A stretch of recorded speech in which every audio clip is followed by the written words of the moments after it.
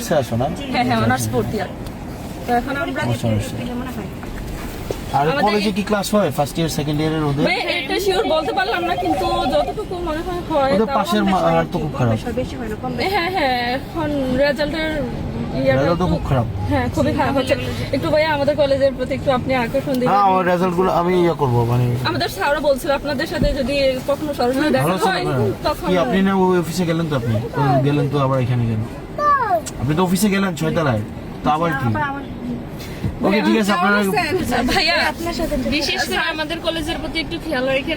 আমাদের স্যার বলছিল আপনার সাথে যদি কখনো সরাসরি আপনাদের দেখা স্যার ওই হয়। যে একটা সেলিম স্যার আছে না? হ্যাঁ সেলিম স্যার আছে।